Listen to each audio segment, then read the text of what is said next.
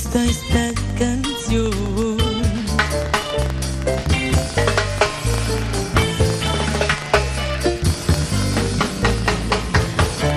Si quieres mi amor, ven baila conmigo.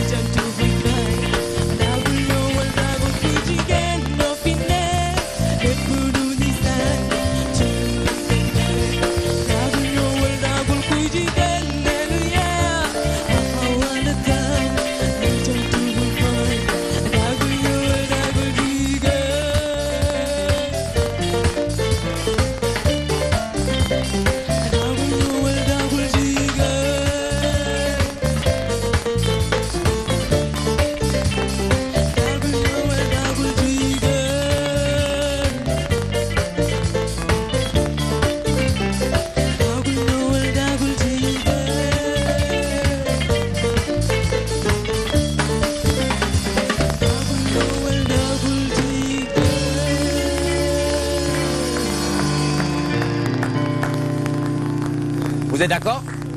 Vous en dites quoi? Hein? Vous en dites quoi en tant que... Mais c'est très bien. Elle est formidable. Elle est formidable. Formidable. Voilà. Comment vous jugez sa voix? Formidable. Les instrumentistes derrière? Oh, c'est... Moi, j'aime bien ça. Vous adorez? J'ai beaucoup apprécié. Vous êtes mélomane? Oh, vous savez, moi, j'ai vécu ça à ma jeunesse.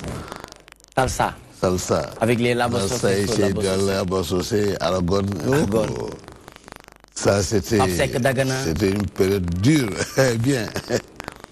Ça fait plaisir de revoir les jeunes reprendre ça. Voilà. C'était mieux que ce que nous voyons aujourd'hui. Hein. C'est mieux? Là-bas, c'était la classe. D'accord. Les gens, quand ils sortaient, ils se soignaient. En quoi faisant? C'était à l'époque les bouts pointus, les pattes d'éléphant. Hein? Les gens, il y avait la concurrence entre les jeunes. Ouais. Et on imitait beaucoup d'artistes à l'époque, les Johnny Hallyday, James Brown, Jimmy Cliff. C'était pendant les vacances scolaires, on se plaisait bien à passer des soirées. À l'époque, c'était les clubs. On l'appelait des clubs. Voilà, il y avait des associations, des clubs. Et donc, il y avait la concurrence entre les clubs. Et c'était vraiment des moments fantastiques. Voilà. Il y avait du fair play aussi. Du fair play, oui. Beaucoup. Beaucoup de fair play. Oui. Là-bas, c'était... En fait, on ne faisait pas de kapati. Comme les jeunes actuels. Actuellement. On dansait avec classe. Non, là-bas, oui. Quand vous dansiez en Borima Blues avec une fille... Vous sentiez des pieds jusqu'aux cheveux. Ça, de couillet. Mais aujourd'hui, il y a trop de... Mon mélange, je sais pas là. Bon, c'est bien, chacun à sa génération, hein. Mais ça nous fait plaisir quelquefois de revoir ça. Voilà. Ça fait plaisir. Le bon vieux temps. Très bien. Je t'encourage, hein. Voilà. Il vous encourage, c'est monsieur Babacar Diamé. Monsieur Babacar Diamé, c'est le maire de Foundiougne et président du conseil de surveillance de la caisse des dépôts et des consignations. Donc ce soir, Modou Mbacké Niang la ñuy àndal ci li nga xamantene mom moy actualité politique ngir ñu waxtaanee ci nga xamantene mom moy présidentielle 2019 président Macky fait bas campagne. Donc lolu lañuy waxtaan ak Modou Mbacké Niang. Leer na leen ne on est jeudi et comme tous les jeudis dañuy ànd ak Mame Diarra Pone Fashion madame Bapoulo Diéry dans sa chronique si lañu bokk ci la ñëpp bokk mu war a waxtaanee l'association de personnes handicapées. Le fossé se creuse de plus en plus entre le sommet et la base. Donc lolu moy association yi nga xamantene ñom handicapés yi ñom ñokoy mom waye réunion yi respecté ñu tam gisatuñu respect yi nga xamantene daan nañ ko def ci lu jëm ci walum réunion yi. Donc lolu yëpp dinañ ci waxtaan le pourquoi ñom ñëwatuñu li nga xamantene mom moy réunion yi. Dinañu ànd ak aussi Mohamed Thiam dans sa chronique li nga xamantene mom moy actualité de l'internet nga xamantene lepp lu ci fës rek dinañ ci ànd ak mom parce que c'est le survol de l'actualité de l'internet appelé Actubuzz. Donc momi dinañu ànd ak mom tout à l'heure. Donc on est jeudi, ça fait vraiment plaisir, ça fait frissonner, on a la chair des poules parce que tout simplement il y a la jeune fille Fatoumata Diéry Fall mi nga xamantene doomu Guédiawaye la yaroo entre Sine ak Saloum tay mu indi les élites Ibrahima il faut nga génn Ibrahima won ma les élites ben par ben parce que il faut mu dolli benen morceau bi mu doon woy légui ni mom moy Jigéen une façon de rendre hommage aux femmes braves ñi nga xamantene ñom ñoy une société parce que on a l'habitude de dire bo defaree ben jigéen defar nga société et mu ñu nekk ci weer bi nga xamantene li ci toftal touti rek moy weer bi nga xam dañ ko jagleel soxna yi. C'est vrai que 12 mois yëpp ñoko mom 365 jours yëpp. Donc dañuy commencer ak ki nga xamantene mom moy Laye pianiste qui di jouer piano lañuy ñëk woné muy Laye mi doon def affaire yu am solo yi ñu dégg légui ni derrière lui y a notre oncle notre grand Moustapha soliste derrière moom moo nekk ci ginnaaw Laye pianiste bi moom moo nekk noonu accompagné ki nga xamantene mom lañuy woowee sur scène muy Ridiana de son vrai nom Fatoumata Diéry Fall. On a aussi un grand batteur mi nga xamantene ñu ngi koy dégg ci roulement yi ci timbales jël caisse claire changé ko diko jouer comme timbales. Donc Papa Laye moom moo nekk ci ginnaaw en tant que batteur moom tamit muy koo xamantene c'est un doyen de la musique sénégalaise. Mais après lui il y a monsieur Lamine Faye bassiste momit muy doyen derrière Ridiana dafa am li nga xamantene mom lañu mëna wowe des expérimentés de la musique ñi nga xamantene maîtriser nañ ko xam nañ ko mbapat nañ ci. Donc ñom ñoy gungé ki nga xamantene mom moy Ridiana. Morceau bi mu def nak on se souvient en 2015 mom mo nekkon premier single mu tuddé ko Jigéen jooju nonu nak Alaaji Sall Bigué Ndiaye dinañ ci and ak mom mu toftal ci touti ndax c'est l'ami du président de la République du Sénégal Chéri Neex Borom ak Linguère doon maquillé wu cappal ba melni ceebu Liberté 6 dégg nga légui sa doom ñu koy woowee Ridiana waaye tur ba dëgg muy Fatoumata Diéry Fall dafa wax jigéen. Jigéen li ñuy wax jigéen mais tuddul jigéen la tudd jigéen boo amee kër boo góor mooy tax jënd kër moo koy tabax moo koy meublé mais bu amul jigéen tuddul kër lay doon. moo tax ñu ni jigéen dana olof yàq baat bi ni jigéen mais jigéen la ñun ñëpp bu ñu xoolee suñu yaay ku ci nekk sa yaay mooy ki gën. te doo dégg mu ko doomi góor gi doomi soxna si rek ngay dégg. te ancien lu ne am na ancien président ancien ministre ancien gendarme ancien colonel ancien doomi soxna si doo ko dégg. soo ko dégg boobu rek laa leen may jigéen. waaw ñu bëgg nga dolli ñu si tuuti rek. ana lan mooy rôle am buñ ne jigéen ana taxawaayam. lii rôle am. liggéey boo xam ñaar ko séq te lu ci yàqu ñu jiñ ko kenn ki war na góorgóorlu. ménage ñaar ko séq. dëgg la mais lu ci yàqu rek ku jigéen ki lañ koy jiñ kon ku jigéen kooku moo war a góorgóorlu. parce que da ngay gis sax sa doom ji ndaw boo ko yoree mu nekk ci kër gi di jooy. yow mi papa ji boo énervé kaay jël sa doom ji dégagé nga sa responsabilité. kon donc jigéen. war na xam moom mooy kan. newoon naa la galon yi ci mbagu général jigéen na ko jur waaye tampon bi ci ginnaaw prisonnier jigéen na ko jur jigéen moo mën a dugg ci kër ni dinaa fi jur buur jur fi wàll yi jur fi président dara jur ko fi suñu karaama jigéen nag moo mën loolu te jigéen nag moo mën a taxaw ni kii sama doom la waaye góor mu ta taxaw sax ni kii maa ko jur très bien donc toujours sur la magie de toutes les télévisions sénégalaises la DTV comme on a l'habitude de le faire du lundi au vendredi 17h à 19h sur les antennes de la DTV ñu leen koy di leen ko répéter chaque fois rek ak site internet mu di www.dtv.sn wala bokk suñu application muy DTV Sénégal DTV Sénégal boobu nag ñu bëri ñu ngi ñuy seetaan à travers Tata King Long Dem Dikk Sën Long Ndiaga Ndiaye taxi clando particulier fu waay nit nekk rek mu ngi ñuy mën a seetaan parce que tout simplement c'est la télé qui bouge c'est la télé qui a créé cette mobilité donc dañuy delluwaat sur scène ànd ak Ridiana avec les élites c'est les élites derrière ñu dem sur scène.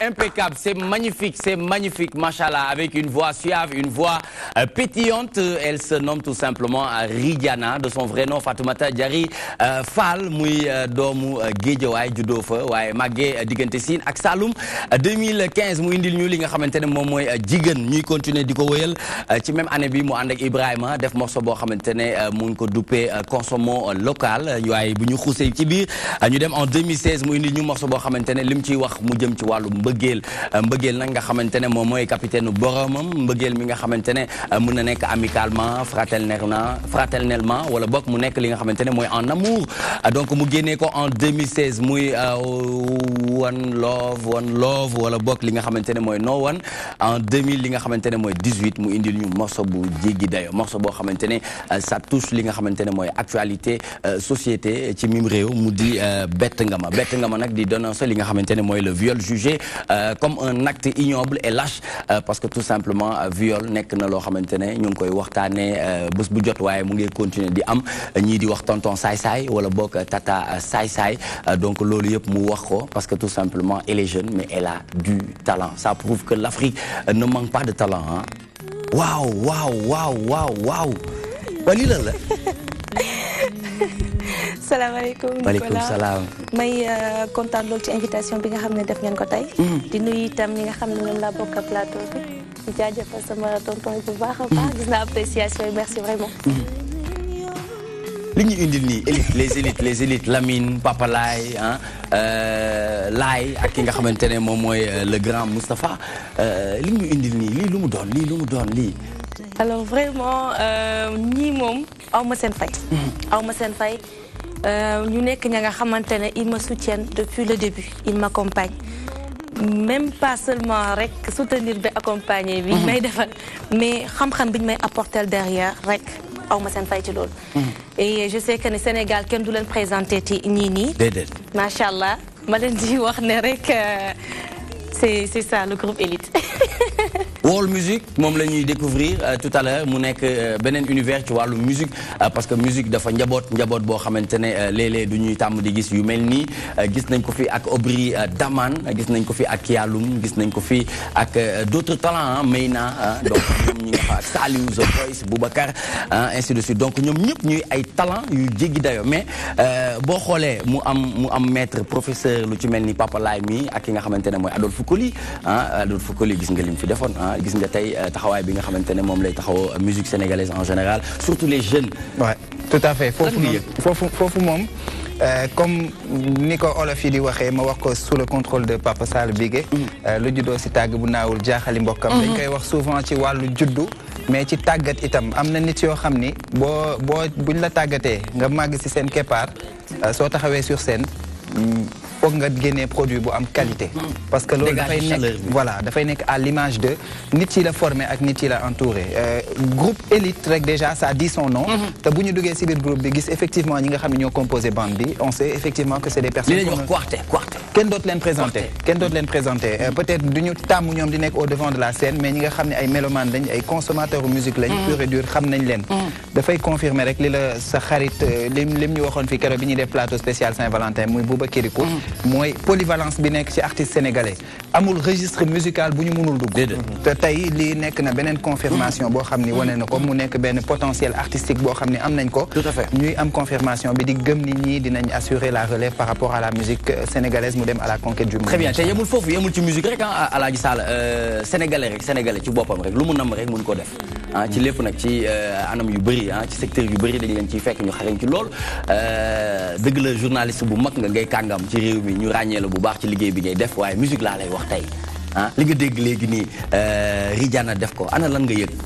waaw Sala merci dama koy wax félicitation man taxumaa xam musique taxuma ci xarañ waaye dama gis ni dafa mel ni dafa boole salsa pop techno xawma lan mais tey lii dafa lay jox benn genre originalité boo xamante ne bi macha allah daal waaw li ma dégg ci son moom macha allah gis naa ni foo ko tëgg ci àdduna bi voilà mu nekk voilà lu impact très bien Mame Diarra Pouné Fashion yow xam nga naan te nga yow ci madame Ba rek li bi nga déggee sa rakk ji yëkkati li mu yëkkati ànd ak ñi mu ci war a àndal am na loo yëg ci wàllu musique parce que du lii ngay tàmm di gis chaque jour dans toi-même tu sais.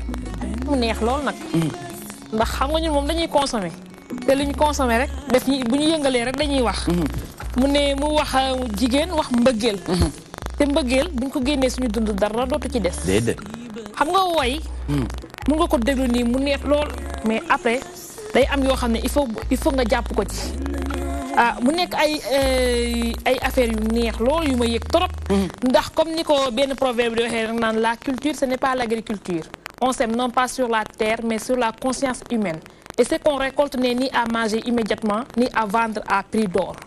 xam nga culture. dafa riche machallah te nit. lu mu mën rek lu mu mën loo mën.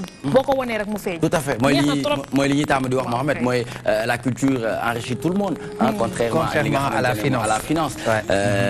ñu am tey invité bu mag ma joxaat la kàddu bi du ñàkk nga wax ko li nga xamante ne mën nga ko jox comme conseil parce que tout simplement yow sa wàllu bopp rafetlu nga musique bi nga xamante ne moom lay def mu fàttali la ay jamono yu bëri ci ginnaaw. monsieur le maire. En tout cas maa ngi koy félicité bu baax. Et puis, son encadrement, c'est important. Parce que quand tu évolues, comme jeune, il faut un fit. Tenir un fit, ça dépend de l'encadrement bigam. Or, des hommes expérimentés comme l'équipe qui est là, doivent accompagner, conseiller, corriger. Moi, je suis que nous accompagner, corriger. Il faut accepter la critique. La musique dafa nekk loo xam ne maanaam moo ñuy jox fit la ñuy jox largesse d'esprit la ñuy jox day wàññi stress day wàññi lépp. C'est ça la culture. boo gisee tey je ne vais pas dire le nom mais les gens comme Kouthia et compagnie fu ñu toog rek bu ñu waxee beau stress là di nga ree et il n'est pas le seul.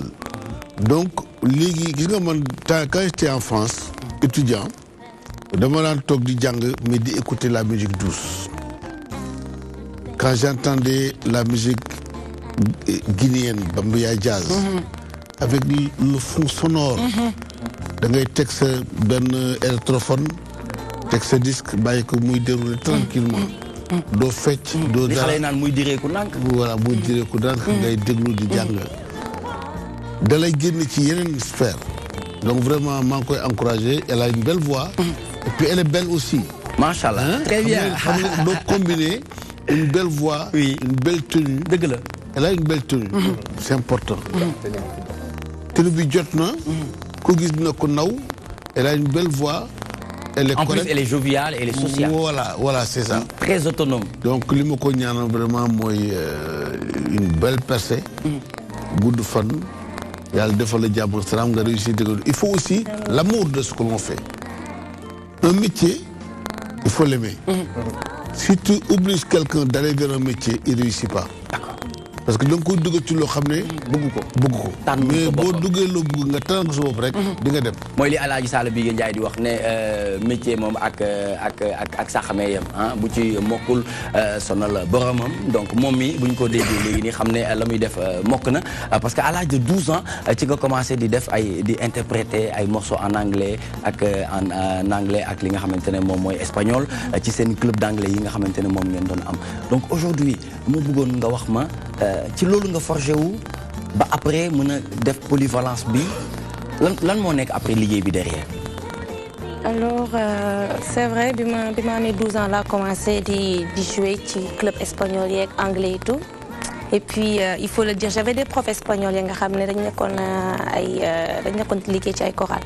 Donc du coup j'avais commencé là-bas à chanter avec eux, ñuy jouer au piano wala à la guitare man may chanter ak mais après ça aussi il a fallu ma demaat jàng gëstu et puis comme ni ko sama papa ci waxee bàyyi xel bu baax ci samay erreur parce que su fekkente ne yàlla da la may chance nga nekk ak ay nit ñi nga xam ne macha allah yàlla may na leen xam-xam ci li ngay yëngu.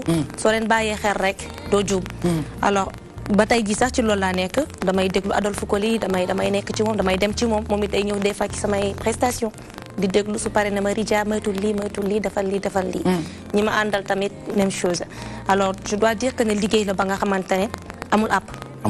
Continuité là. Parce que xam nañu fu mu tàmbalee waaye xamuñu fu mu yem. C'est ça. D'accord mais ñan ñooy say idole ñan nga doon bàyyi xel di reprendre seen ay morceaux moo xam ci espagnol wala ci anglais ñan nga gënoon a teg bët jàpp ne war nga mën a yegg ci seen mun nga toll ci niveau bi wala boog nga liggéey li nga xamante ne day méngoo ak ñoom li nga xamante ne moom la ñuy def. Alors pour club yi d'habitude c'est les professeurs ñoo doon bind ay chansons di ñu ko jox ni ñu koy interpréter je choisissais pas mais je dois dire que ne damay écouter un peu du tout. muy les Whitney Houston muy Gilles Scott Erykah Badu muy tamit Oumou Sankaré di pas mal d'artistes en fait ya nga xamante ne man quand c'est bien fait surtout quand ça tourne autour de tout ce qui est afro wala jazz wala mën naa wax pop rock yu demee noonu laay gën di consommer mais ici au Sénégal par contre j'ai un idole ba nga xamante ne machallah dama ko naw muy Ismaël Lô et à chaque fois je le dis waaw muy pour man un artiste complet ma koy déglu bu baax mais musuma reprendre benn chanson sur scène pourquoi lan ngay xaar je sais pas trop je sais pas mais lan moo la marqué ci moom ba mu nekk sa idole depuis toute petite dama doon seetaan ay filmam parce que aussi Ridiana nekkul ka nga xam ne juste ci musique rek la tombée amoureuse mais je dois dire de l'art d'une manière générale parce que dama doon def aussi théâtre académique danse et tout alors du coup Ismaël Lô dama ko yàgg suivre depuis ay filmam j'étais gamine mais dama ko doon suivre mu nekkoon li ma doon marqué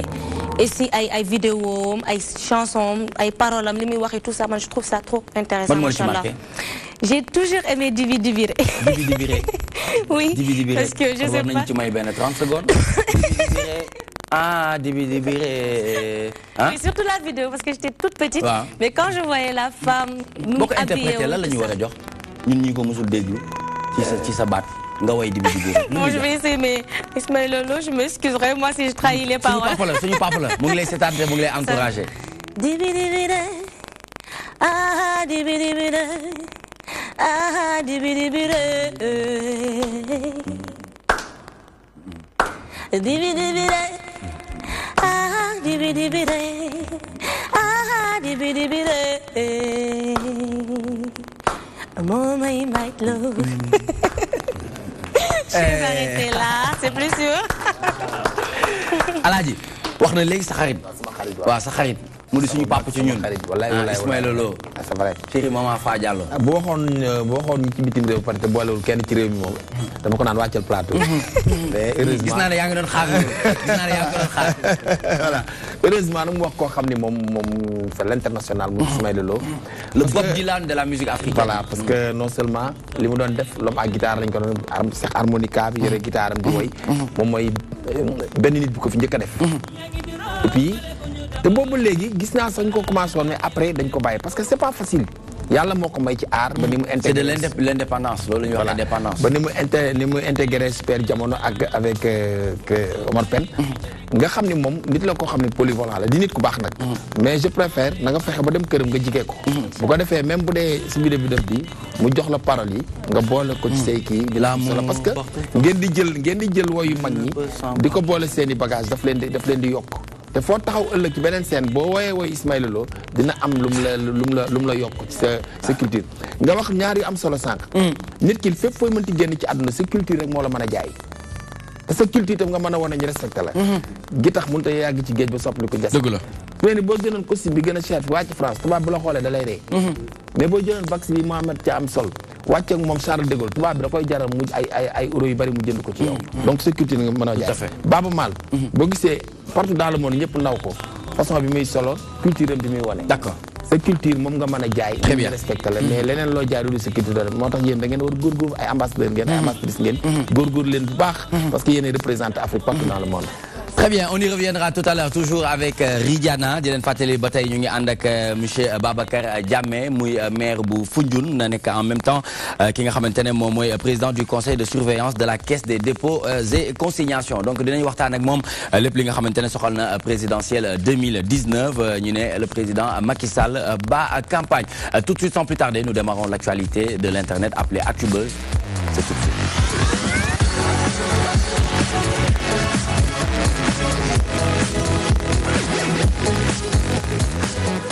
Très bien, si on se réfère à Seneweb, di leen wax ne rapport Amnesty, président Macky Sall, la police, la douane, le procureur au banc des accusés, d'après Seneweb, n'est-ce pas Mohamed? Tout à fait. Seydi Gassama nga xam ni moom mooy patron wu Amnesty International fii ci Sénégal. Amnesty International nekk kuréel boo xam ni dafay xeex ak yelleefu doomu aadama ci àdduna bi moom moo jàkkaarloo tey ak presse bi yëpp pour lire rapport 2017-2018 bu Amnesty. Ci biir rapport bi effectivement dañoo retracer lépp loo xam ne gis nañ ni dafa porter atteinte aux droits de l'homme fii ci suñu réew te ci ñi nga xam ne ñoom la ñu cité joxañ leen baaraamu tuuma effectivement le président de la République Macky Sall daf cee bokk mais également police douane procureur ak ñeneen donc cité nañ ci yu bëri mais bi nga xam ni bokk na ci gën a marquant ci rapport bi on peut lire que la procédure par exemple de l'affaire Khalifa Sall comme toutes les autres procédures dañoo xam ni malheureusement dafay viser nit yu nekk ci benn camp kese donc la procédure ne vise que les gens d'un seul camp si vous êtes du bon bord c'est-à-dire celui du président personne ne fouillera dans votre gestion donc loolu ñëw xaw a confirmer thèse ñu bëri ñu doon wax ni effectivement ñëpp ñi nga xam ni nguur gi daf leen di topp boo rallier féete si ñoom rek topp bi ñu lay topp dañ koy daal di bàyyi mais également wax nañ yeneen yu bëri yoo xam ni tuumaal na police lu ci mel ni ñi nga xam ni voilà ñi nga xam ni dañu doon jaamaarloo ak force de l'ordre ñu ngi fàttaliku bu yàggul dara Modou Mbacké sa mbokk yu Touba Massé Ocass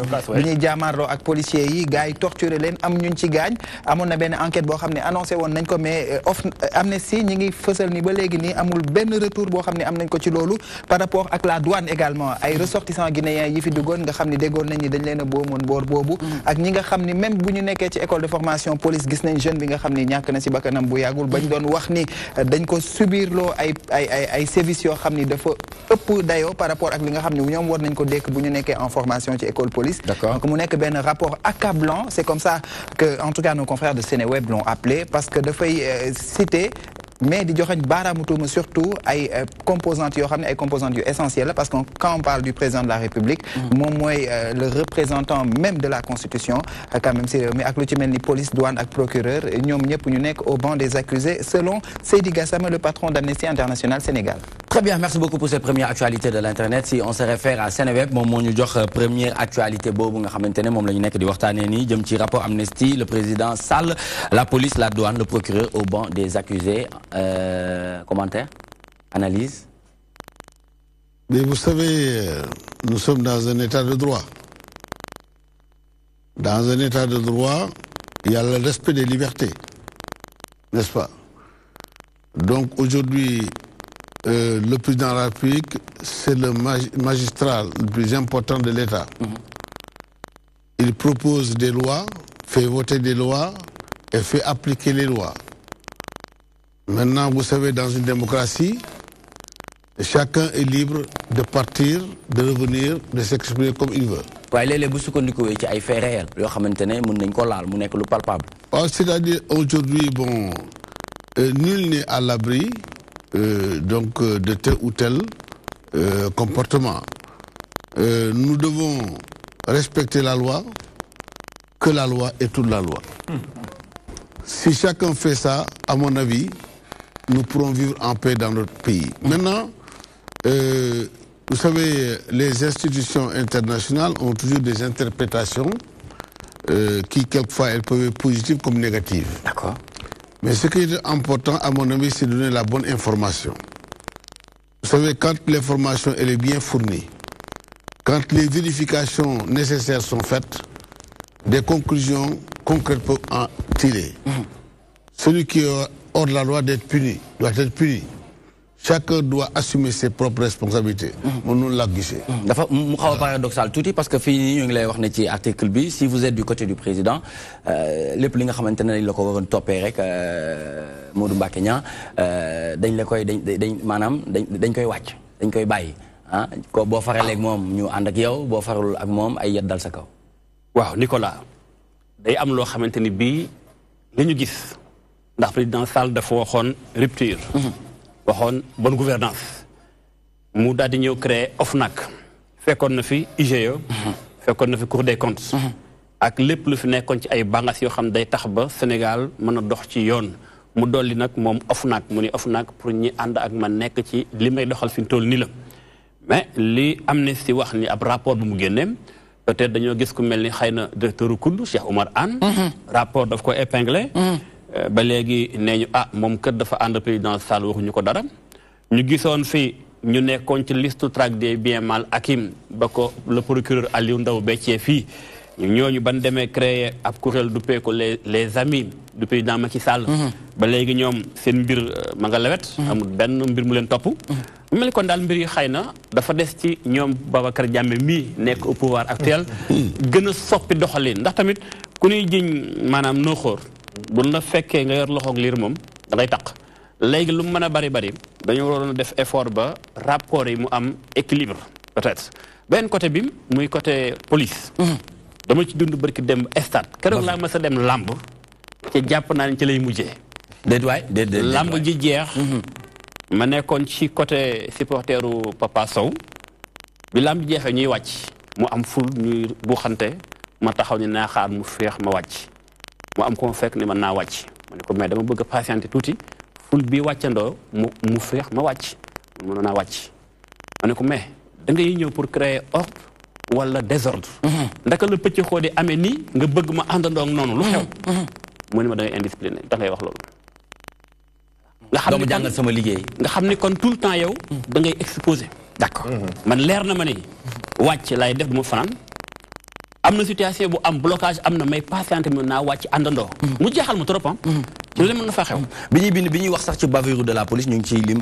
xale bi nga xamante ne jot nañ ko torturé ci locaux police yi nga xamante ne moom moo nekk foofu ci Touba justement Touba ba tey enquête bi amoon xamul fu mujj barki dem maa ci jokko ay nit parce que dafa am bal bu tàkk am ko mu dal blessé ko blessure yu métti fu mu jógee xamagunu ci diggante da nga teg fii doo teg fii table ñu war a xàll marché bi loolu pour man war nañu mën a def ndànk maanaam gis nga loo gën a mën a communiquer ak nit ki man sama kaas moo ko joxe waatee daf may indi exemple foofu mais waa ju ndikkee bi may yuuxoo dafa riir ba xamul sax li wax lan la damaa tax di ko xool rek bi ma demee ba comprendre que daa bëgg ma wàcc léegi-léegi laa doog wax ak ma ne ko pourtant sa collègue bee laa wax ne ko dama bëgg a patienter mais finalement gis naa sax benn waay xaaj ci liif kenn ki jël waaye kon xam ne nag la mbay day ñaaw waaye defante du mën a ñàkk sa boobaa parce que dóor bu xasee am rek moom parce que benn instant yàlla ma def taw feex Nicolas moo tax dama jàpp ne jot na ñi yor police c'est vrai ñun sans ñun du am police waaye sans civil tam police du am waaye tamit ñun buñ amul la police peut-être sunu sécurité dana na sax kon ñu bokk lañu dañoo war a organiser wu ku ne di doxal li nga war a doxal sans violence ndax koo xam du agresseur ci moment bi mooy waaji di wax ak man di ma gëdd maa ngi gis ay jigéen di yuuxu fële ñu leen di agressé ñu bàyyi ko muy jàll yow nga taxaw di harcelé koo xam te ni bi boo ko xoolee sax nga xam ne kii du bañ du assassin d'accord boo tax kon dañoo war a gën a xoolaat mbir yi Nicolas ci wàllum bilan bi ba tey ci li nga xamante ne rapport bi def nañ ko les morts de la douane et de l'année ñu ngi xaar suite ci Yamadou Sagna muy ndaw boobu nga xamante ne muy dëkkoon foofu ci Kédougou auxiliaire douanier boobu faatoon ko ci atum 2017 ba tey amul suite yooyu noonu nekk na yi nga xamante ne dafay nekk ay préoccupation wu population bi ñuy tiit ci seen yu bëri ci mim réew ci fonctionnement bi ni muy doxee xam nga mooy li ma rek dans un état de droit comme ni ma la waxee day am loi et l'obligation de respecter les lois comme ni nga wax noonu il peut y avoir des cas isolés parce que kooku interpelle la comme ça c'est des cas isolés parce que nit ku nekk am na nooy doxalee même buñ la formé sax di nga toll foo xam ne la ngay def méngoowul ak formation bi nga recevoir parce que au niveau de la police personne ne reçoit la formation pour mater les gens on fait une formation pour assurer la sécurité des biens et des personnes donc événement bu amee la police son rôle c'est d'assurer le service d'ordre boo déggee ñu naan marche su amee le commandement administratif mun na ne non wala mu ne waaw non parce que peut-être waxtoom ko ngeen ko sollicité am possibilité encadrer le mouvement pour qu'un bon service d'ordre puisse être assuré souvent daf naan mënuma ko différer wala déplacer leen affaire de feneen bu fekkee ne par exemple tey am na suffisamment de moyens day mettre en place un système un mécanisme avec des hautes autorités yoo xam ne ñuy encadrer mouvement bi parce que dans un mouvement dans une démarche policière il y a toujours des autorités policières ou militaires qui sont là pour quand même orienter l'action donc comme ni ma leen ko waxee rek aujourd'hui président de la République a fait voter des lois il y a eu rupture parce que en fait il y a eu beaucoup de comportement d'incivisme dans ce pays. Et quand le président a pris le pouvoir, il a donc mis en place un mécanisme pour faire respecter les lois. Des lois ont été votées. Vous avez parlé de l'OFNAC. Mais avant l'OFNAC, il y a ce qu'on appelle des organes de contrôle. L'inspection des finances est un organe de contrôle. L'IGE est un organe de contrôle. L'inspection des finances est un organe de contrôle qui est au niveau du ministère de l'économie et des finances, qui n'agit pas justement dans d'autres sphères. Alors que l'IGE est là à la présidence de la République qui agit suivant une programmation totalement arrêtée. La Cour des comptes, elle est là aussi. C'est une institution qui est là, qui a aussi un pouvoir de contrôle. Oui, oui. Donc, mais n'a pas le pouvoir de dire je vais juger. Donc, ce qui veut dire que l'importance, moi, dans la mise en place des différents de la loi, dans l'application de la loi, chacun là où il doit savoir qu'il a un devoir, il a un droit. Et s'il respecte son devoir et ses droits, en aucune manière il ne peut être inquiété. Maintenant, dire que aujourd'hui c'est banni de dire moi je suis le fils de Pierre ou de Paul, je suis intouchable. Ça c'est terminé. Que vous soyez un fils de président de la République ou un fils de ministre ou un fils de député, si vous êtes hors de la loi, vous serez sanctionné. Ça c'est clair. Et pour le cas du coude, par exemple? Bon, vous savez, le cas du coude, comme n'importe quel cas, quand il y a un problème qui est posé, à mon avis, il faut que d'abord qu'il y ait une enquête pour établir la vérité. Une fois que la vérité elle est établie, il faut transférer les données au niveau des juridictions concernées. Données action ou le délit juger. On a une justice qui est là. Ce fait que dama tey dama def ben délit. D'accord. Hein? Ma sàcc wala ma rey nit wala ma voler wala si ou cela. Ñi nga xam ne tey constaté nañ fait bi ñuy porter plainte. Boo porter plainte da nga ko yóbbu ci autorité yi bu demee dañuy mener enquête. D'accord. Bu ñu mënee enquête dañuy xam ndax est-ce que yow yaa ko def wala defoo ko. Très bien. Boo ko defee dañ lay juger bu ñu lay juger dañ lay condamné. Mais le fait que ngeen wax ne am na ñoo xam ne parce que ils sont dans le pouvoir que duñ leen topp. Je crois que kooku c'est trop gratuit. Mais monsieur Diamé monsieur Diamé doguma la gis nga lii c'est un rapport qui a été publié. Amnesty mënul ñëw di sos ay faits yoo xam ne amul di ko bind ci rapport. On parle quand même d'Amnesty International. Mais Amnesty daa ñëw faire des constats sur quelle base? waaw non moo c'est-à-dire que Amnesty dafa am ay informateurs dafa am des critères yoo xam ne ci lay sukkandiku pour faire un jugement de valeur, n'est-ce pas? Mais critères fiables. Non, pas Amnesty dafa am antenne régionale fii. Amnesty dañoo nekk ci dëkk bi. Faits yi ñuy relaté nii, ce sont des faits yoo xam ni dafa xew. te ñun population yi au vu des populations xam nga tey Amnesty bu taxawee ne. D'accord. Amatul état de droit. Dire que aujourd'hui le chef de l'État est derrière l'action judiciaire.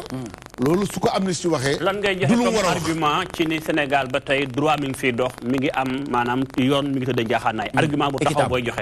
mais argument may wax mooy tey loi mu ngi fi l'état de droit. ça existe mooy yow tey sénégalais nga xam nga la war ak la warut boo defee la war kenn du la kii est-ce que nit ñi ñëw na fekk la sa kër ñee def nga li wa defoo la du dëgg. boo demee ci mbedd mi pes benn nit. D'accord. D'accord. Jalgati nga. Très bien. Donc en fait moi je considère que tey au Sénégal il y a le respect de la liberté individuelle. D'accord. du dëgg. Très bien. Ku jalgati nag dañuy porter plainte ka porter plainte moo la yóbbu tribunal. D'accord. bu ñu yóbbu tribunal moo lay jugé. Très bien. bu ñu la jugé il y a pas de problème le cas de vous avez parlé du cas de Khalifa Sall. Merci. On y reviendra tout à l'heure, Inch'Allah. On y reviendra. On aura le temps d'en revenir. Monsieur Babacar Diamé, maire Foundiougne. Ridiana, yaa ngi dëkk ci dëkk bi di dund li Mohamed Thiam di dund ci dëkk bi donc ñuy wax ci rapport boo xamante ne Amnesty International moo ko def donc lu ci mel ni président Macky Sall la douane la police yëpp au banc des accusés il ma bëggoon nga wax ma en tant que kuy suivre actualité bonne appréciation nga ci war a mën a def. Ben alors, d'habitude, je dis que je suis apolitique. Et puis. Il y a une politique. Bon, des musique, musique bien il y a une politique. C'est une musique, on va dire la mais politique. Mais dafa am solo, dafa am solo. Voilà, citoyenne, citoyenne.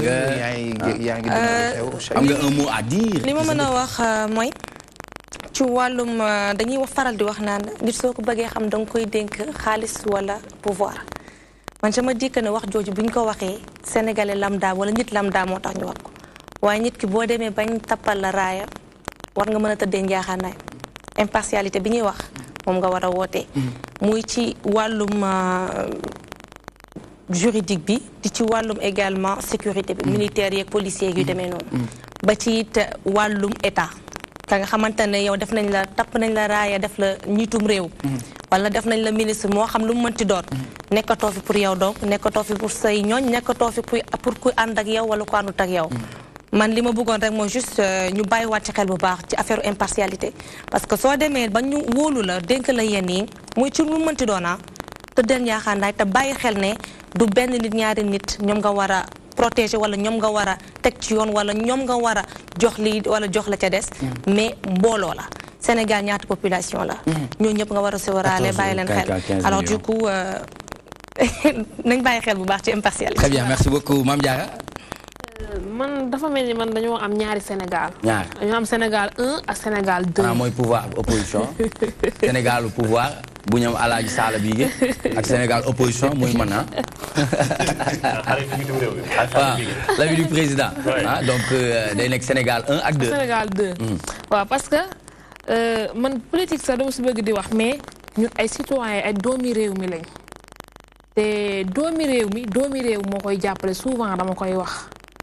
ay yi ñuy def nii yëpp ay kii fii la far kii bu fare fii amul sens nañu rafetal soow mi jaay ko ci marché bi mu jeex Sénégal ñun ñëpp ñoo ko bokk kenn mënu koo xar ñaar li Modou Mbacké di wax sànq dama koy dëggal parce que gis nga fii boo tooñee policier nga dugg kaso bu la policier tooñee dóor la dugal la kaso loolu moo fi am man dama koo dund. bu la policier tooñee dóor la dugal la kaso. tooñ bi sax boo xoolee boo tooñee policier sax ci ngay gën a am jàmm ndax di nga dugg kaso te doo ñu am ay dóor waaye boo reppee ba policier tooñ la dina la dóor dugal la kaso boo waxee ñu ne kii homme de tenue la de. est-ce que ñun tamit ñun ñoo xamul naka la ñuy waxee ak ñoom est-ce que ñun tamit amuñu problème boobu ñun population ñun ñi nga xamante ne on doit travailler en parfaite collaboration ak ñoom ñi nga xamante ne li leen tax a jóg mooy suñu kaaraange.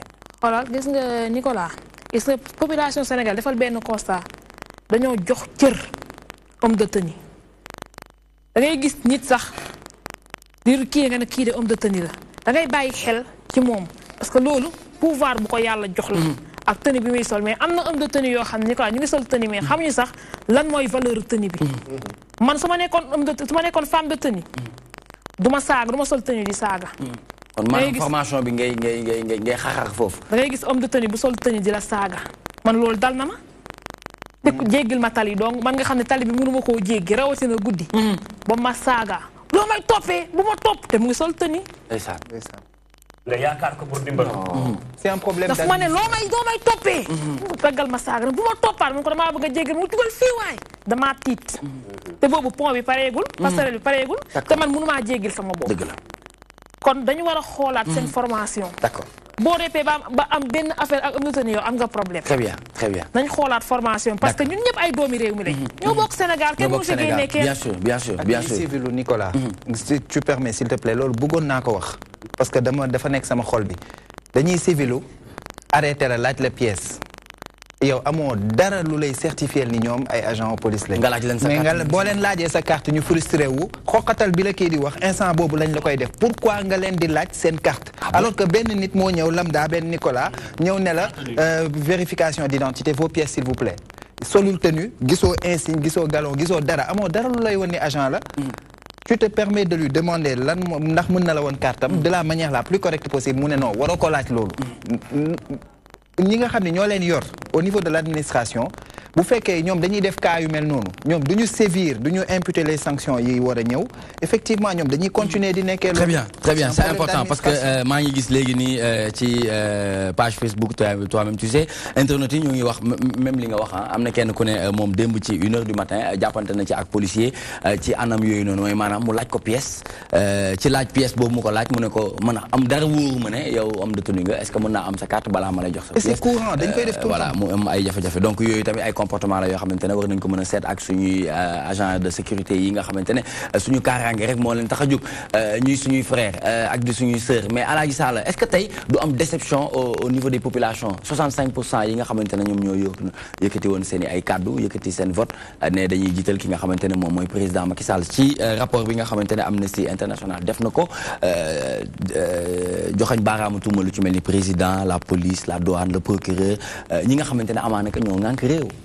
waaw xam nga li Mame Diarra wax dafa am solo amul ñaari Sénégal amul ñaari sénégalais ñun ñëpp même pied d'égalité donc nit ñi ñoo xamul naka la ñuy doxalee parce que nit loolu nga wax nii dafa laay dal dafa may dal dafa ñun ñëpp ñoo bokk lu ñuy dund c'est-à-dire dafa am homme de tenue yoo xam bu ñu solee tenue bi rek pour ñoom ñooy yàlla pour ñoom ñooy buur ñooy bum ñi am na ci ñoo xam bu ñu solul tenue boole normalement ki solul tenue avant koy laaj sa carte moom balaa mën a laaj pièce dafa war a ñëw présenté wu yow balaa nga koy laaj dara moo dafa ñëw bonsoir monsieur doon la carte am ba pare soog la laaj li mu laaj donc doo ko laaj donc nag nit bu jógee fële ñëw laaj de pièce mais bu dee sénégalais nga xam say droit da nga ko naan yor ma sa carte c'est très normal yow say droit nga nekk gis nga nag bu boobaa gis nga dee benn la man bu daan man loo ma wax dama la koy delloo bu ñu demee police dama ne pata sama gënal ñaam bi kuñ ci yóbbu police bu sa avocat baaxee doo fa fanaan c'est nii des fois foog ngay defante ak nit avocat bi ñëwul la ngay di ñaaw waaw d'accord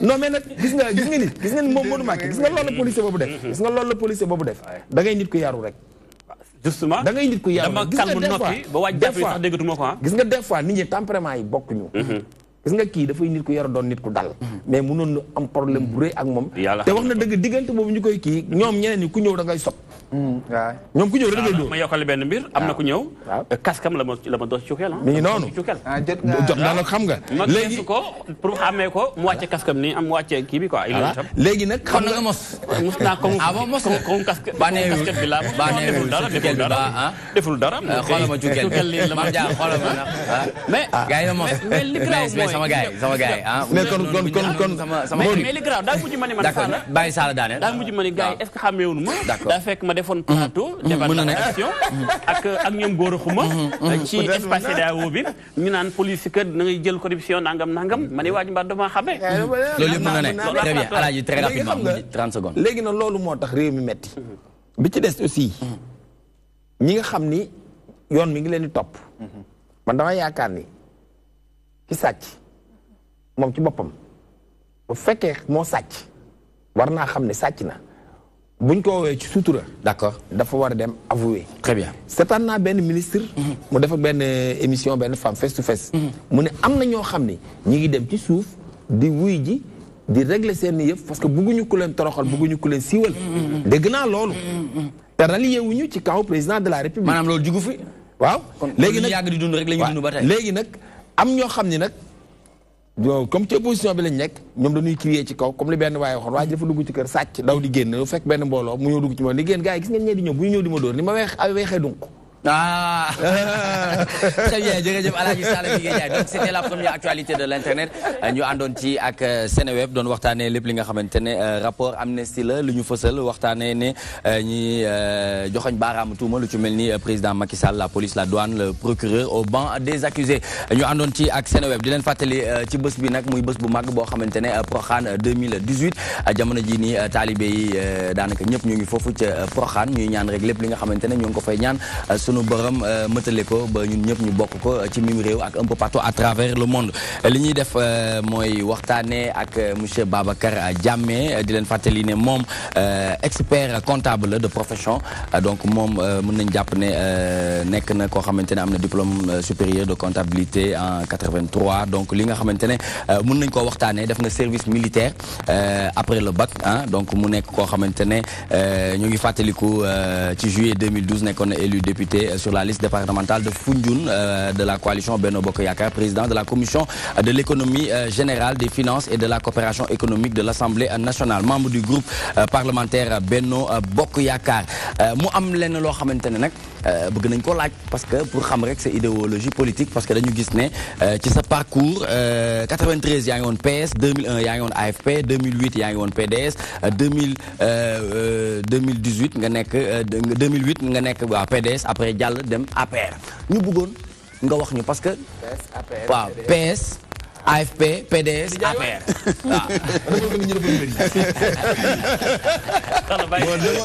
d'abord boo déggee ma ne boo déggee sànq ma ne la c'est bon d'avoir la bonne information pour xam nit ki wala xam action bi pour pouvoir faire un jugement de valeur. C'est important. Tout à fait. bi ma ñu fi xam woon ne yëpp am nga comme information ba dugg ci suma service militaire.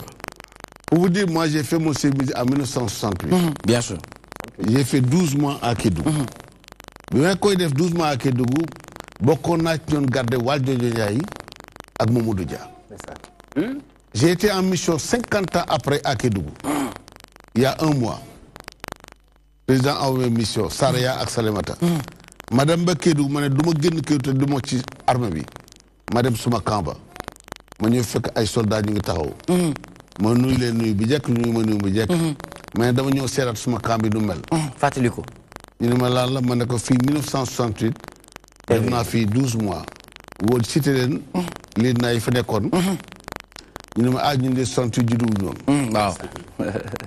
xam nga loolu c'est une fierté. Absolument. 50 ans après. Tout à fait, 50 ans. 1968 laa fa jógee.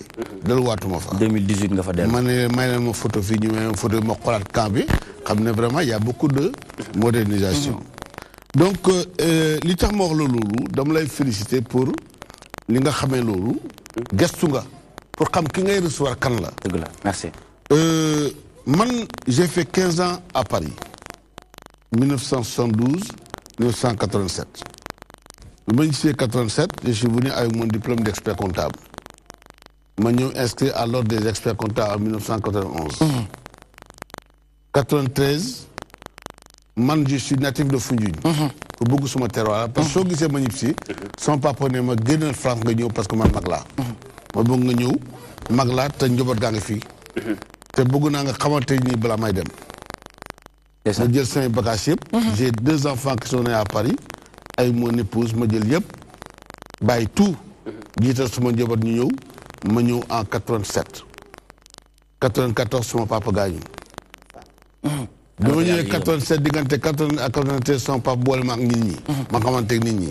Yaa xamee l'ancien ministre Thierno Ba de la santé.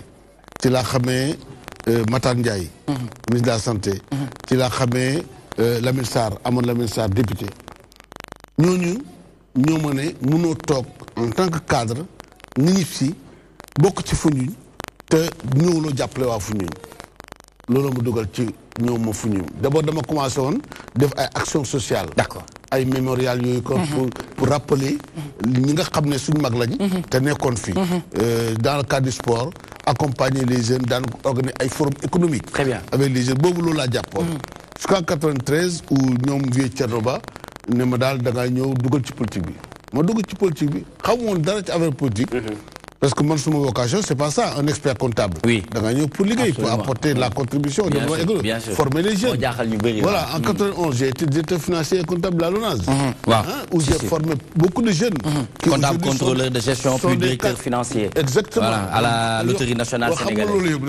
J'ai fait 8 ans à la LONAS. Jusqu'en 2008, jusqu'en 2000, quand on a créé président de l'ordre national des experts comptables. C'est là où je suis parti et j'ai été le commissaire au compte, justement, de l'ordre national des experts comptables. J'avais 7 ans. Donc en 93, je me suis dit politique, PS là à série, parce que c'était le pouvoir. Gars, je me suis dit mais à la base, j'ai tout travaillé à ma base, à Foundiougne. Parce que là, je me suis dit, je développé sur ma commune. Je suis jusqu'en 87, je suis conseil municipal, il y a la commission des finances commune, 96. Jusqu'en 2002. Donc d'abord jusqu'en 2000. 2001, jusqu'en 2000 ça. PS. bi Moustapha Niasse ci créé son parti. Moustapha Niasse bi ma bindee man le livre sur la dévaluation du franc CFA. En 1994. Livre baa ngi fii Moustapha Niasse moo ko parafé woon. D'accord. Préfacé woon. Donc bi mu créé parti man je ne pouvais pas moi suma conscience may woon ma jël génn PS dem ci moom. Et pourtant création fondation Sine et Saloum. moom ak ñu Babacar Ba bokkoon naa ci xale yi nga xam ne ñoo ko doon accompagner. Mais je ne pouvais pas l'accompagner. Ma dignité ne me le permettait pas. ma toog ci PS ba PS daanu. PS daanu. 2000. J'ai des amis. yoo xam ne ñu ngi nekkoon AFP ñi bëggoon pour ba ñëw ànd ak ñoom. ñu ñëw bousculer ma wax ma soo buggee gars yi jàppale ci commune bi da ngay ñëw ci AFP parce que Moustapha Niasse sa nit la.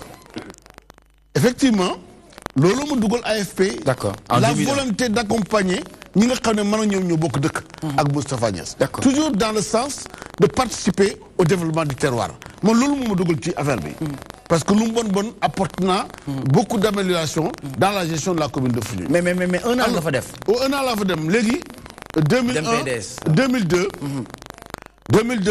dañoo toog ba benn bés rek gars yi ñëw ne ma daal le président Macky Sall boobu daal il était ministre de l'énergie. waaw bëgg nañ la gis. ma ñëw bon ñoo ñëw gis ko mu toog man daal dama bëgg ñëw ñu ànd bokk liggéey suñu département Foundiougne. Parce que ñoo ko bokk. Alors rappelez-moi nag histoire am à Foundiougne. Parce que le président Macky Sall, il est né à Fatick, il a grandi à Foundiougne. D'accord. Ses parents étaient chez moi.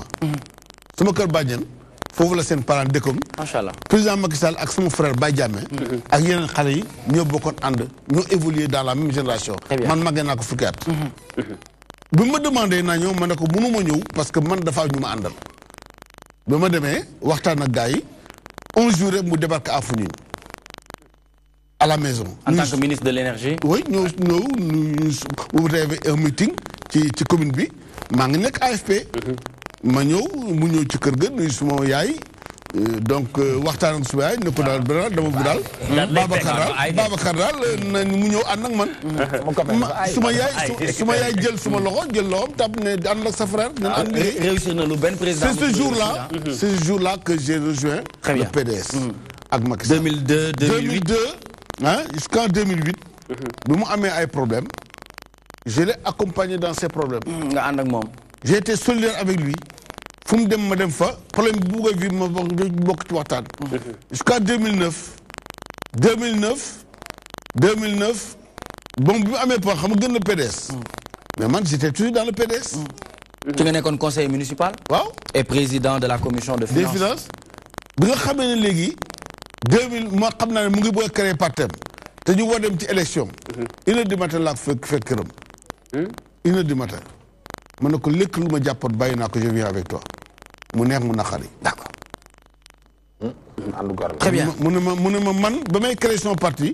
mun moon ñëw wax la ko parce que 2002 la ñëw nga ànd ak man te defalaguma la dara moo tax mun moon ñëw wax yow.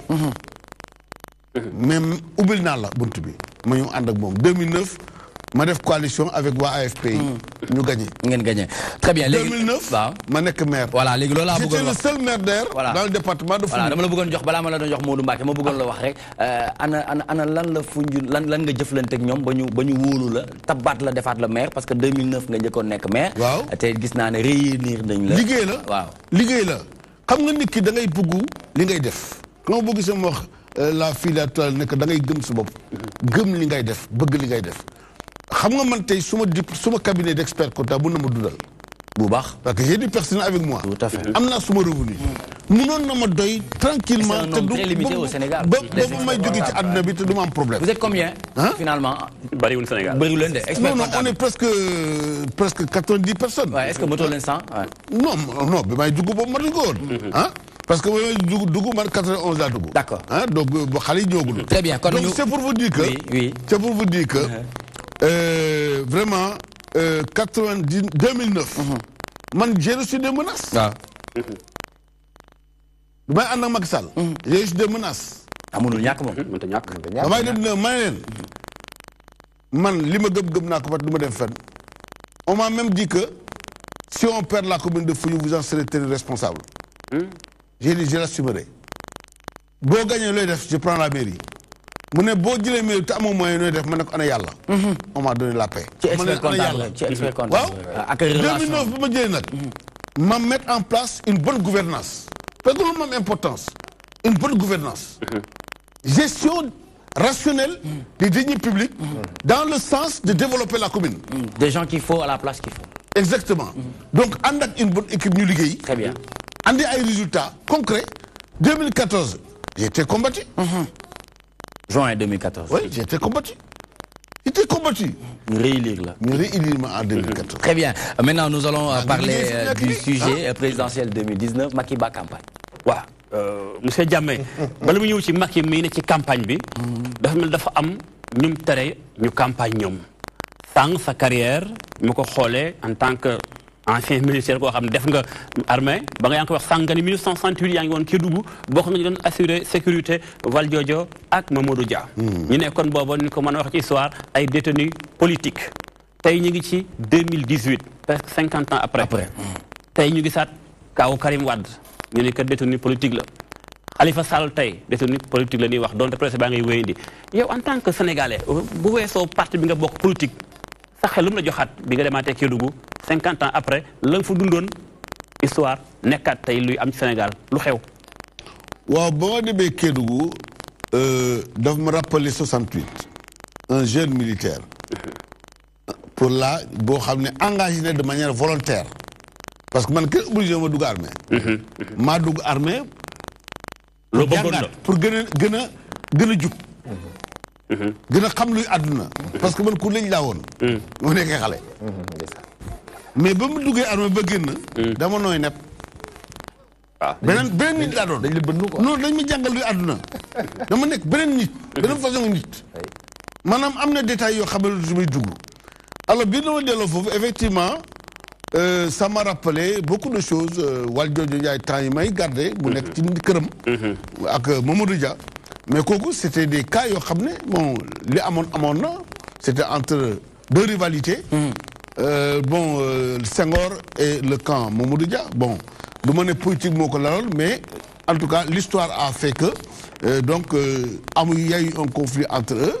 Il y a eu des divergences entre eux. 50 ans après loolu amaat. léegi Khalifa Sall Macky Sall Karim Wade Macky Sall loolu amaatut. ñu nekk ay adversaires politiques. non loolu amaatut. xam nga loolu amaatut. le cas de Karim Wade boo ko waxee Karim Wade a commis un délit. mun naa ko confirmer xam nga dama wax la. c'est la justice qui l'a dit. c'est la justice qui l'a condamné. Mais quelle justice? Non, la justice sénégalaise.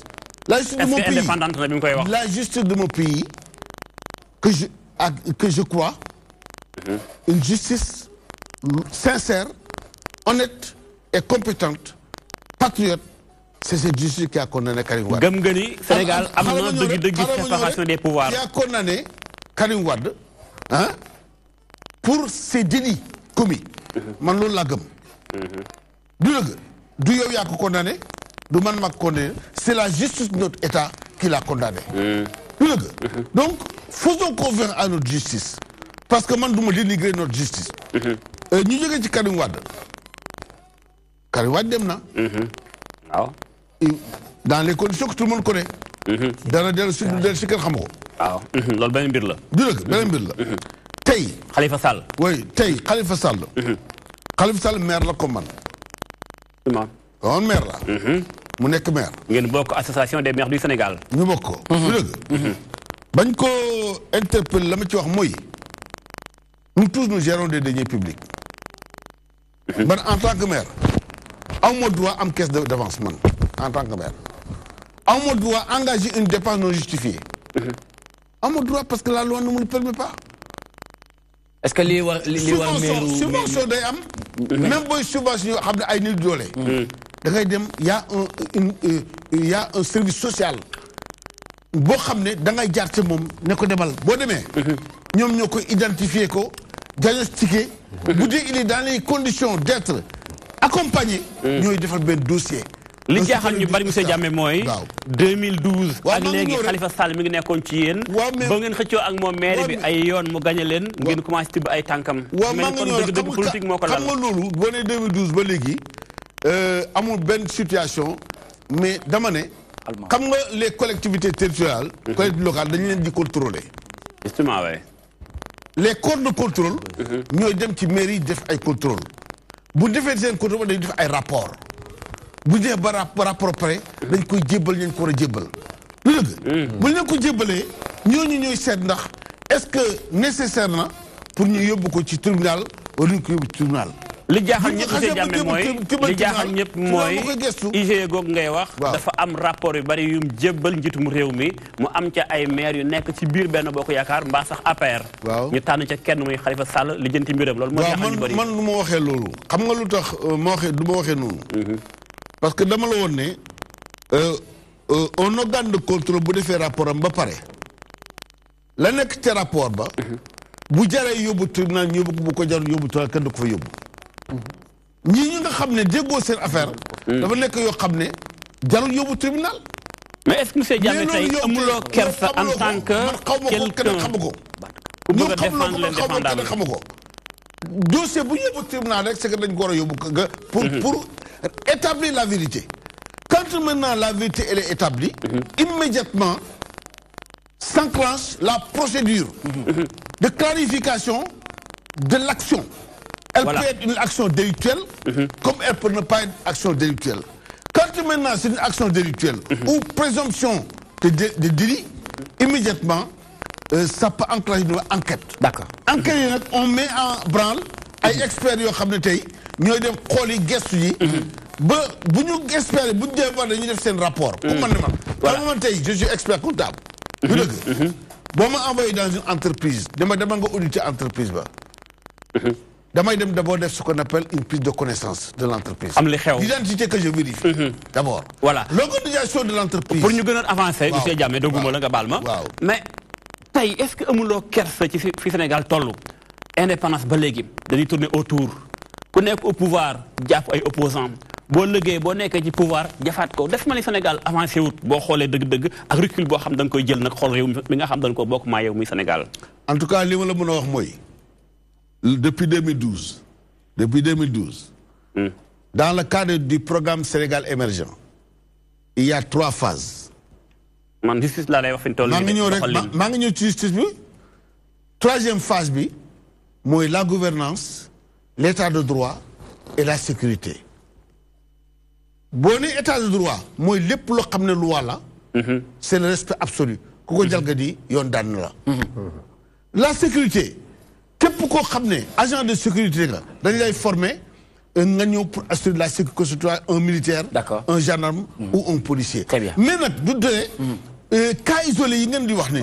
day am cas isolé. D'accord. mais li am ba am mooy.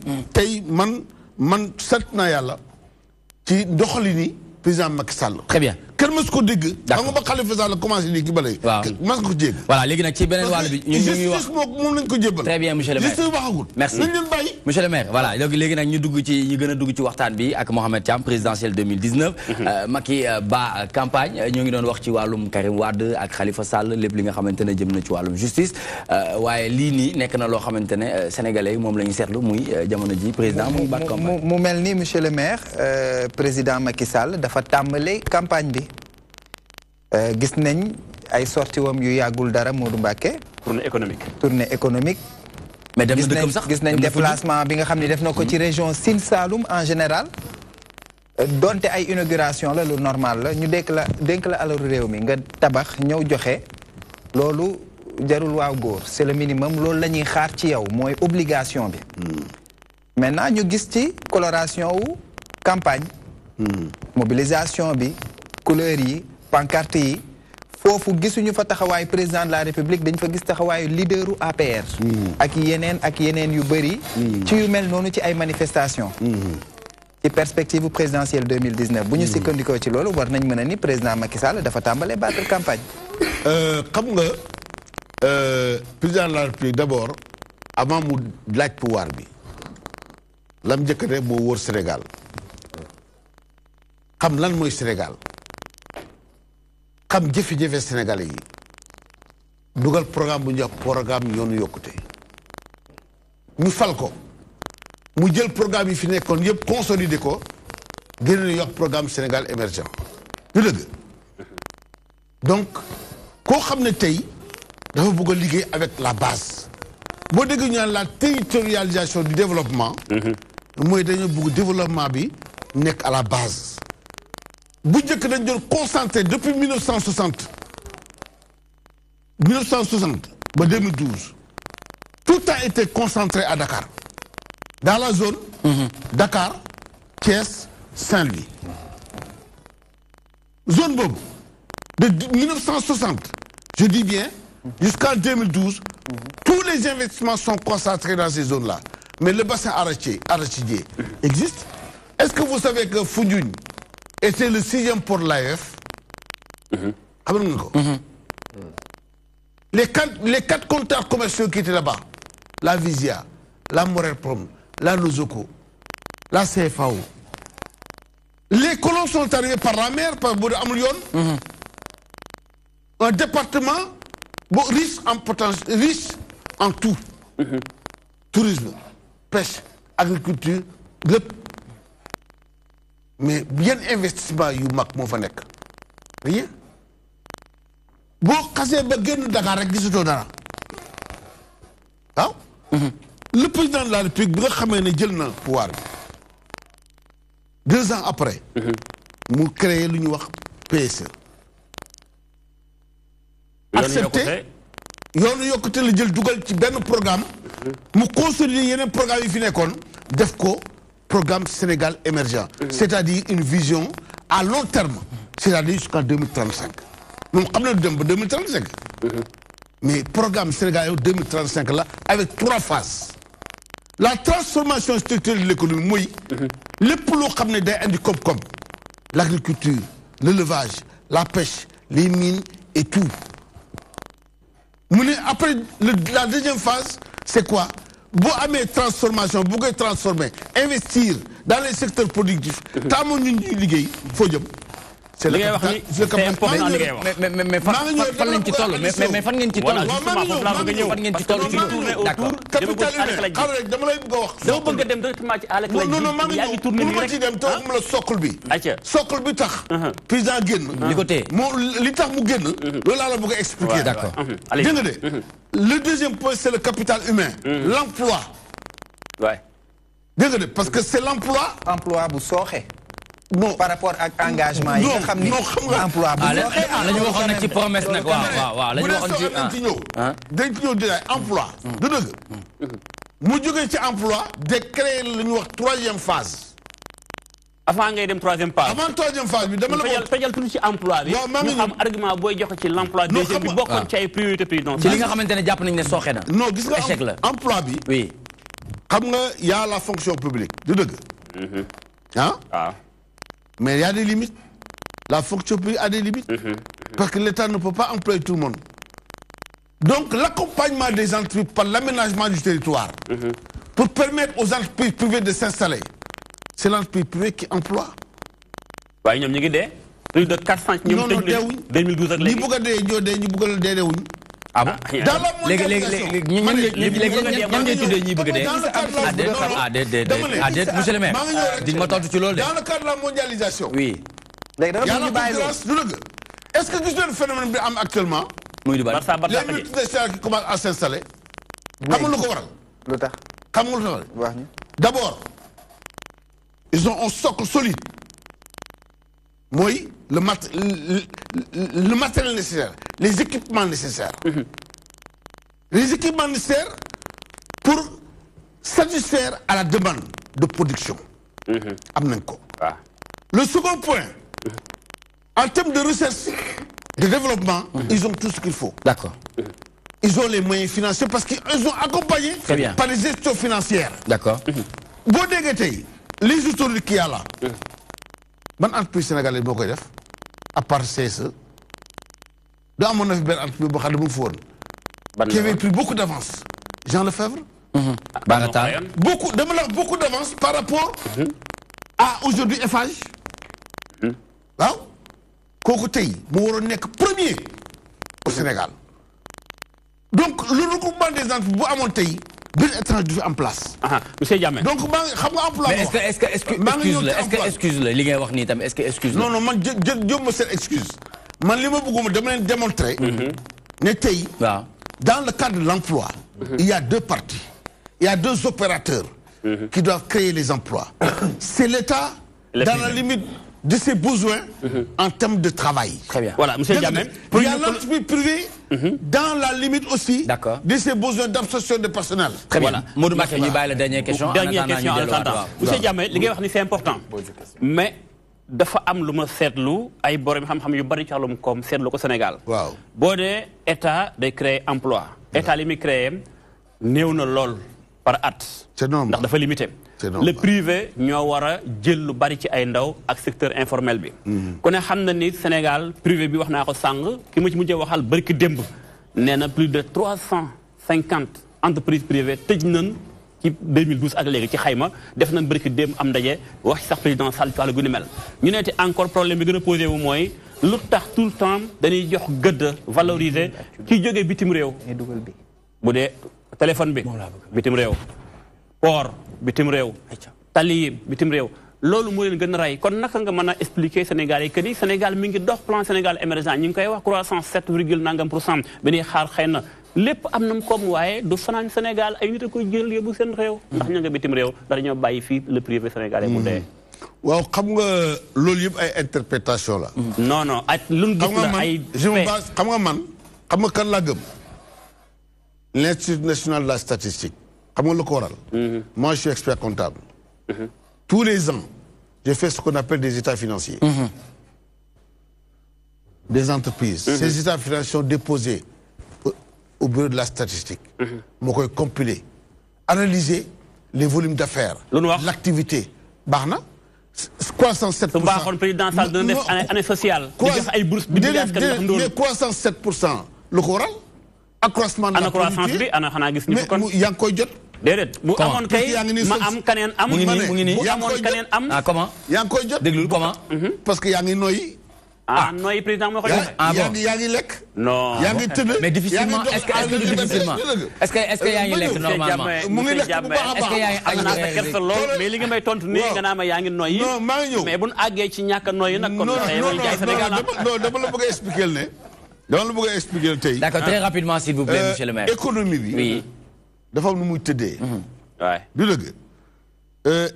état li muy def mooy accompagner les entreprises par l'aménagement du territoire. Par exemple le cas de Foundiougne. Il y a un pont de 1,3 km de 28 mètres de hauteur, 42 milliards. Ça va profiter à qui? C'est important. Ça va profiter à toute la population du Sénégal et de la Gambie.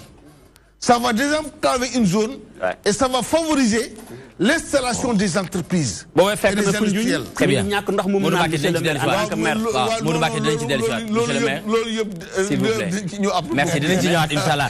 Très bien ñuy ànd ak monsieur le maire Babacar Diamé muy maire de Foundiougne et président du conseil de surveillance de la caisse des dépôts et consignations ñu nekk di waxtaanee présidentielle 2019 Macky ba campagne